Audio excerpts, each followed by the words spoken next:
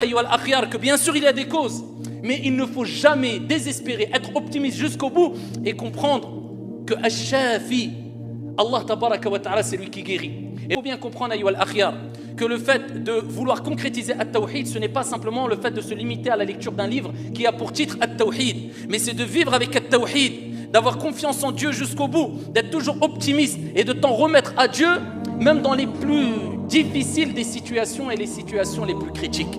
Et beaucoup ont concrétisé At-Tawhid, wala nuzakki ala Allahi ahada, et nous ont montré qu'ils ont compris qui était le guérisseur par excellence. Et je ne vous parle pas de compagnons qui ont vécu il y a 14 siècles. À notre époque, il y en a plein. Ici, à titre d'exemple, il y a un qari, misri, un récitateur égyptien qui est toujours vivant, qu'Allah Jalla wa Ala allonge sa vie sur son obéissance. Amin ya Rabbal Alamin.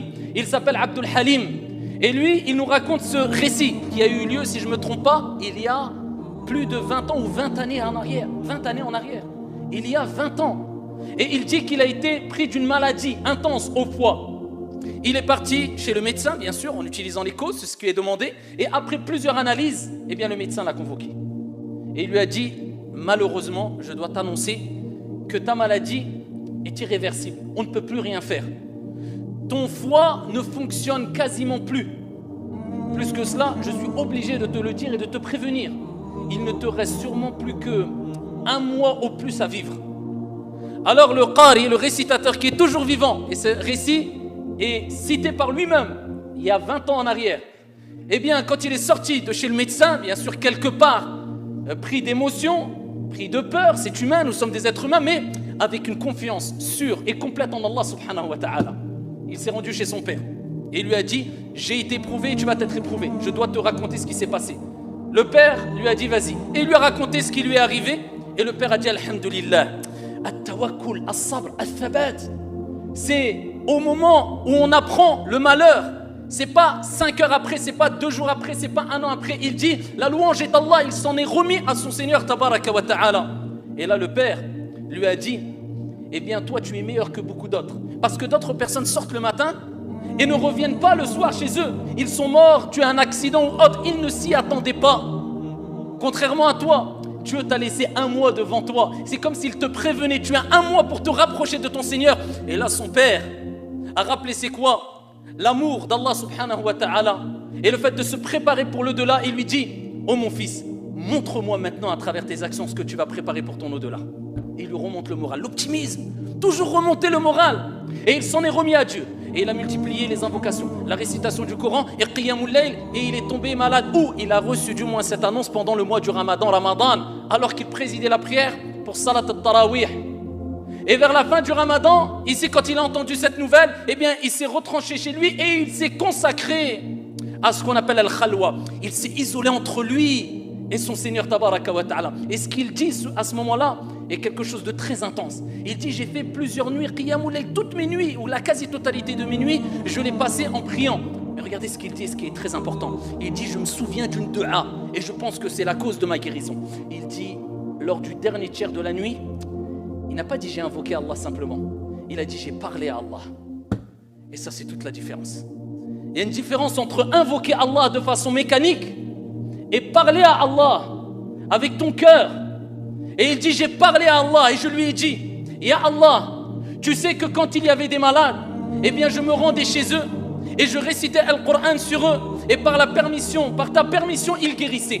Maintenant, aujourd'hui, qui peut me guérir à part toi? Je m'en remets à toi alors que toutes les portes autour de moi sont fermées. Ya Allah, guéris-moi. Et il dit une parole très forte, j'ai parlé à Dieu. Et voilà pourquoi il est important de comprendre que l'invocation qui sera la plus efficace, ce n'est pas quand tu répètes des invocations de façon mécanique, bien qu'il relève de la sunna, mais c'est quand tu parles avec ton cœur, tu discutes avec Allah, tabaraka wa ta'ala. Tu te vides, tu racontes à Allah ton problème avec sincérité, comme si tu te confiais à une personne que tu aimes énormément. Que dire du fait de se confier à Allah azza wa jal? Et il dit, 1 mois après, alors qu'on était rentré dans Shawwal, eh bien je commençais à sentir mon état aller de mieux en mieux. Et je voyais que je pouvais consommer des choses que je ne pouvais pas après que le médecin m'ait annoncé la mauvaise nouvelle. Et je demandais à ma famille, donnez-moi telle nourriture, donnez-moi telle boisson. Et sa femme, son épouse lui disait, non, tu n'as pas le droit. Son père venait et lui disait, Sayyid, il va mourir peut-être dans quelques jours. Ah, donnez-lui ce qu'il veut, il va mourir. Et ici, il lui a apporté la nourriture. 1 mois, 2 mois, 3 mois est passé, toujours vivant. Et ici, ils lui ont proposé d'aller faire des analyses.